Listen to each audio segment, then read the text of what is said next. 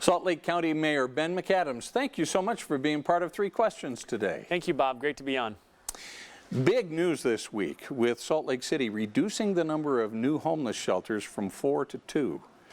What happened there and how were you involved? You know, what we're trying to do is minimize homelessness by connecting people to services and really to get the throughput going so they can get out of shelter and get stabilized and self-reliant more quickly. So what we talked about is we reduce the number from 4 to 2. We increase slightly the size of those shelters. So we're going to have more beds, fewer facilities, and then we're going to locate a shelter also outside of Salt Lake City. So we've been working through this. The county really is the major funder and provider of homeless services together with the state of Utah, and those services are largely located in Salt Lake City. So we've had the county, the city, and the state all working together to get a plan we all agree on, and really this week it came together. We've got an agreement. We're moving forward to hopefully get funding in the legislative session. How much did the public outcry figure into reducing the number of homeless shelters from 4 to 2? You know, we always listen to the public and what the public thinks about the decisions we're making, and we'll always adapt to that public. In this case, though, really what we were looking at is the data underlying the homeless population. Who are we trying to serve? What are the causes of their crisis? Why are they homeless? And how can we help them get better? And as we got deeper and deeper into this data, we saw that one category really didn't probably justify a shelter, and that's homeless families. We have a family shelter in Midvale that already serves homeless individuals, and then we have some people in the Rio Grande area. And we felt that we could just reduce the number of homeless families by connecting them to services, jobs, and affordable housing options, and reduce family homelessness to the point that the Midvale shelter would suffice and we wouldn't need an additional family shelter. So when that data was coming out to us, we said we can do a better job of ending homelessness and not build a shelter. So it allowed us to start thinking about reducing the size of what we were building, really stay within our budget and be able to afford what we're trying to do. You mentioned that a 3rd shelter is going to be built somewhere in Salt Lake County. What's going to be the criteria for selecting the site for that new shelter? Yeah, so there's been great criteria that's been developed over the last couple of years about what a resource center really needs to be successful. So we're looking at things that are, you know, accessible to services, whether it's by transit or walkable. So we need something like that. How can people get to healthcare, to behavioral health services, job interviews, and to jobs and other things that are going to help them to be successful as they lift themselves out of homelessness. So transit accessible, but we also want to have sites that are, you know, don't have a significant impact on the surrounding community. So sites that are not only accessible by transit, but still a little bit isolated, and we can maintain the safety for those people who are in the facility and make sure that there aren't negative impacts on the surrounding community. Who is responsible for Outdoor Retailer leaving Utah? And how big a deal is it really? You know, this will have an enormous economic impact on the state of Utah, and one that I think that we can't even imagine how far that will reach. So we're talking about over $200 million in direct impact, and then the multiplier effect will be even greater than that. So it'll be missed, and we'll feel it in the economy. They're going to be here through 2018, so we still have a little bit of time. But starting in 2019, I think we will feel this impact in our economy. You know, I think what's really disappointing is that it feels like both sides were talking past each other. I think we've had very divisive rhetoric at the state level about public lands and that we need to take back control of public lands, and really not a recognition that being a steward of the land and valuing the land is important to Utahns, and we value that. And we have 5 national parks in Utah that we love to get out and hike and ski and recreate and use these public lands, and we value them. And I think that rhetoric, the divisive rhetoric we saw coming from really leadership in the state, fostered this animosity toward public lands, and the outdoor recreation community resented that, and I think understandably so. I was disappointed at how quickly they pulled out and the way in which they pulled out. I think there are so many people in this community who are talking, who value that. You know, I've been a proponent of protecting our public lands and also making sure that we have wise management of those public lands. And it just felt like both sides were talking past each other when what we really needed was a sincere dialogue to try and figure out how to find the win-win. It sounded like from all of the rhetoric coming from Outdoor Retailer that Utah doesn't care one whit about its public lands.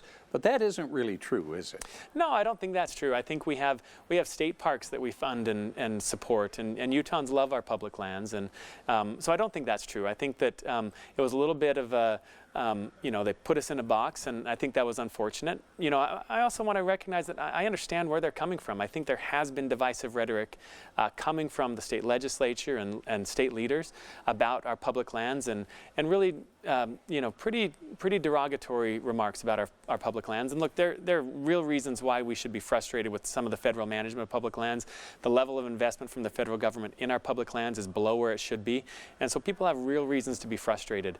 But the dialogue just hasn't been constructive. It's about lawsuits and gaining control and kicking out the feds, and that those actions and rhetoric have been harmful and divisive. And I think that we need leadership to step forward and try to have more of a constructive dialogue. Will outdoor retailer leaving Utah affect the kinds of conventions that Salt Lake can attract in the future? We've seen some conventions that have pulled out, other conventions like the Interbike convention that we're looking at Utah, and so we're feeling a ripple effect in our convention industry, and that'll hurt. One of the things we've also seen through the Outdoor Retailer Convention is businesses that come here for the convention oftentimes will choose to locate their businesses here. We have incredible companies like Solomon, Petzl, other great retailers who have come to us through the Outdoor Retailer Convention, and I worry that we may lose some of those future opportunities by not having the convention here.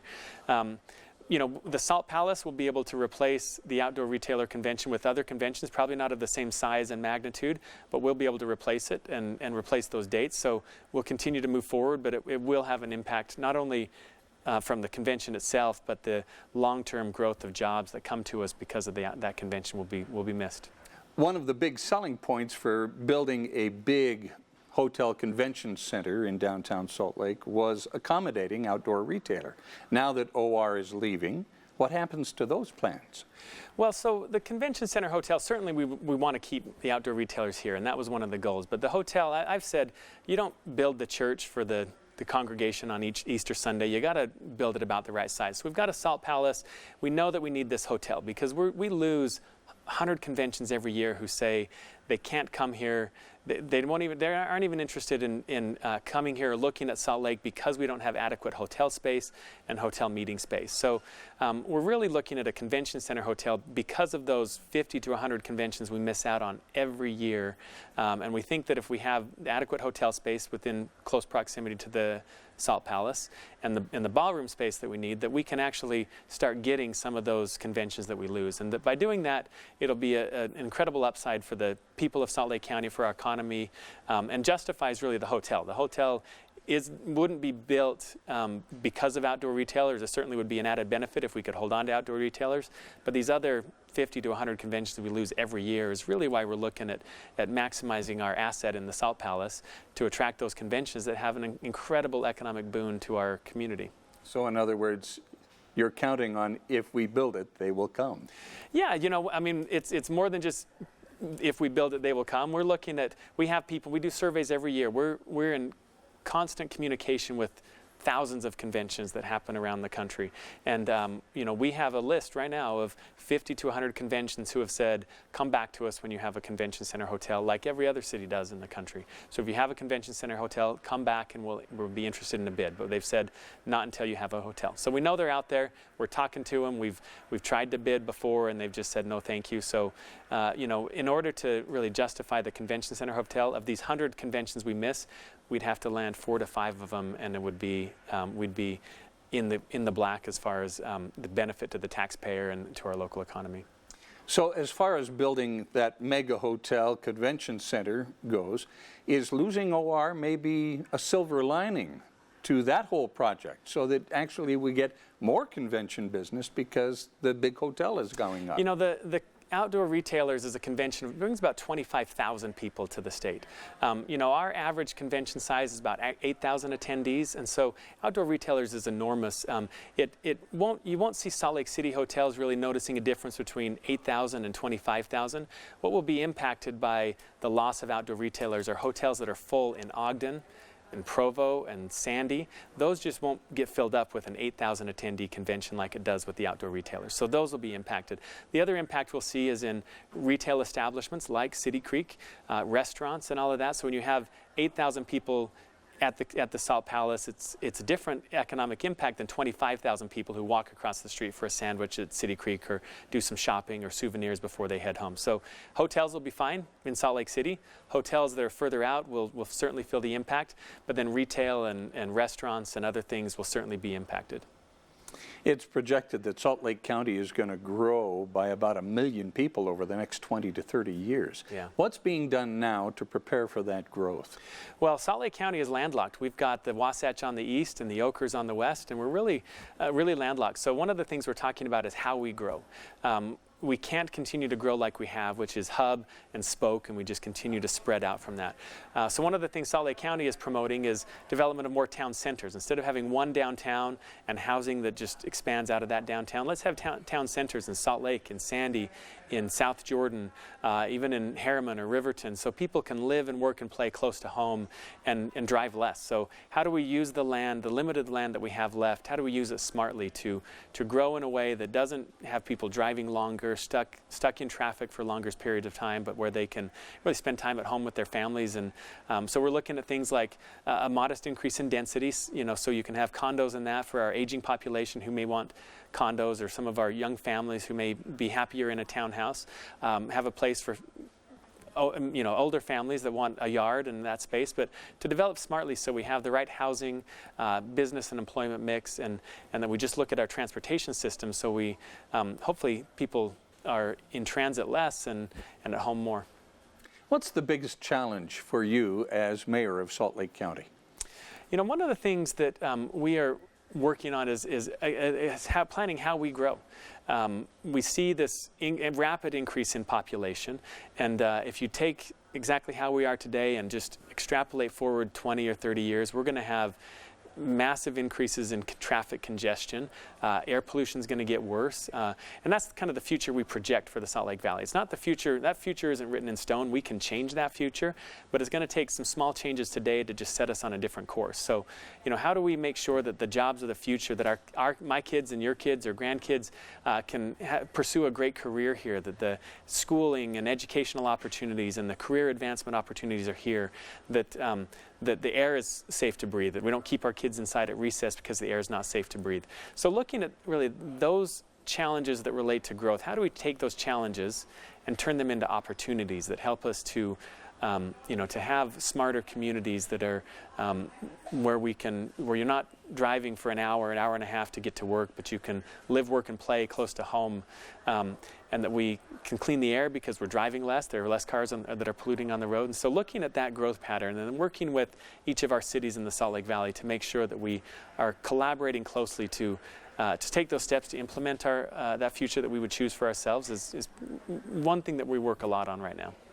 What's the best part of being mayor of Salt Lake County? One of my favorite things is just the incredible people I get to meet. I am out in this community, everything from long, boring meetings in my office, but I get to get out and see the incredible things that are happening in this community. Earlier this week, we saw the reports about what was happening up in Box Elder County as it relates to the flooding. And I had one of my friends, county commissioner in Box Elder County, call and say, is there anything Salt Lake County can do to help? And I said, look, I'll throw up a Facebook post. We'll see if we can get some people out to help to fill some sandbags and try to get you 3,000 sandbags later today. So I put that on Facebook. We had 50 people just show up. Some of them take the day off of work or rearrange their work schedule and come out and spend 3 hours with us filling sandbags, and we shipped it up to Box Elder County. So I love just seeing the generosity of Utah, people who are willing to put themselves aside and their own interests aside to help somebody else. We live in an amazing place where people love to serve, love to help out, and with nothing more than a Facebook post, they're willing to come out and give up their afternoon to serve somebody else who's in crisis, on the other side of the state. You just got reelected to the mayor's office in Salt Lake County. Have you thought about higher political office? I love my job as mayor. I am in the community. I'm serving the community. I get to, really get my hands dirty when we get to work and we do something, see a challenge in the community, and we work to fix it, and you get to see the immediate reward for making our community a better place. So I love my job as mayor. There are people who have encouraged me to look at other offices and that, and not to say I wouldn't do it, but right now I just know I love my job and just want to keep doing that. At least for the next At least for the 4 years. next 4 years. All right. Yeah. Well, Ben McAdams, Mayor of Salt Lake County, thank you so much for being part of 3 Questions. Thank you, Bob.